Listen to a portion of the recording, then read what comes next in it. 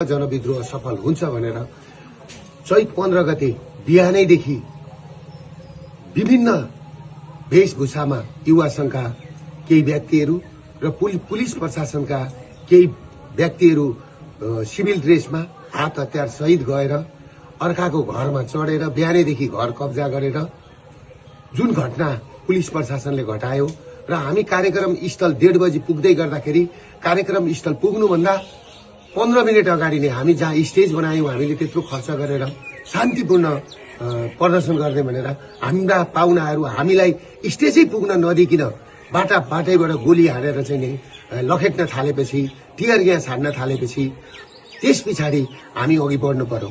म किन अघि बढेको भने सम्पूर्ण प्रहरी जवानलाई लागेको होला। म प्रहरीलाई जति माया गर्ने मान्छे म कोही छैन र दिन दुखीलाई माया गर्ने मान्छे म जतिको कोही छैन।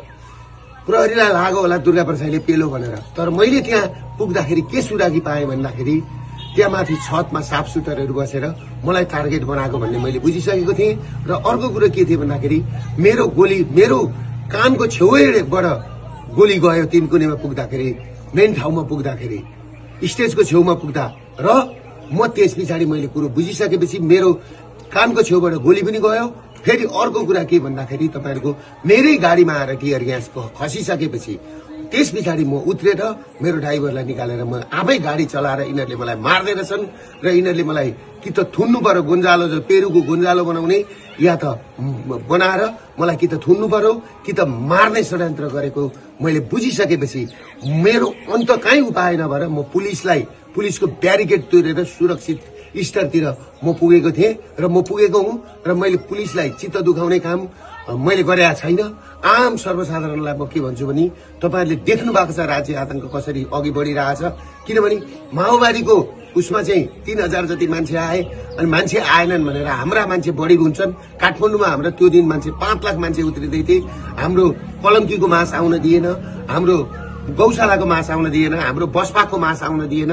सबै जुलुसलाई बाटोमै रोकेर सुरुमै कार्यक्रम स्थल हामी पुग्नुभन्दा 15 मिनट अगाडिदेखि नै रणभूमि जस्तो बनाएको थियो।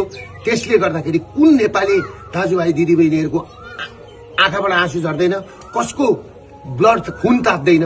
त्यसले गर्दाखेरि म आफू सुरक्षित हुन सुरक्षाकर्मीको घेरा तोडेर भित्र पसेको सुरक्षाकर्मीलाई म के भन्न चाहन्छु भने तपाईहरु प्रति मेरो कुनै लक्षित दुश्मनी होइन। तपाईहरु राज्यको संयन्त्र हो। तपाईहरुलाई पर्न गएको चोटमा म क्षमा चाहन्छु। तर एउटा कुरो के छ भन्दाखेरि दुर्गा प्रसाई तपाईहरुबाट टाढा छैन र केही साथीहरु केही 12 भाइ मिडियाहरु मेरो पछाडि हात धोएर लागेका छन्।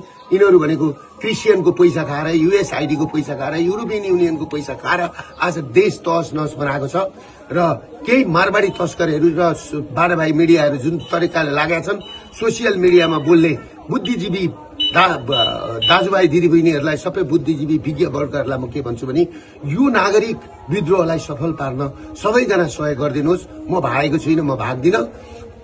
पुलिस प्रशासनले मलाई खोज्नु पर्दैन किनभने मलाई गुन्जालो बनाएर यो आन्दोलन दबाउने कोसिस गरिएको छ। म सुरक्षित मात्रै बसेको, मलाई साफ भेटेको ठाउँमा गोली हान्नु भन्ने प्रधानमन्त्रीको आदेश छ भन्ने कुरो मैले सुनेपछि म सुरक्षित मात्रै बसेको, मलाई साफ भेटेको ठाउँमा गोली हान्नु भन्ने प्रधानमन्त्रीको आदेश छ भन्ने कुरो मैले सुनेपछि म सुरक्षित ठाउँमा बसेको छु। म भागेको छुइनँ। म नेपाल र नेपाली छोडेर म भाग्दिन। म भाग्नलाई जन्मेको होइन, म झुक्नलाई जन्मेको होइन, बरु म मर्छु तर तपाईहरुको अगाडि मर्छु। त्यसले गर्दाखेरि तपाईहरु के बुझ्दिनुस् भने सम्पूर्ण नेपाली नागरिकलाई त्यो घटना कसरी भएको छ, पत्रकारलाई आगो कसरी लगाइएको छ, त्यो घर माथि कसरी बिहानैदेखि गएर चाहिँ पुलिस र सुरक्षाकर्मीहरू चढेका छन्।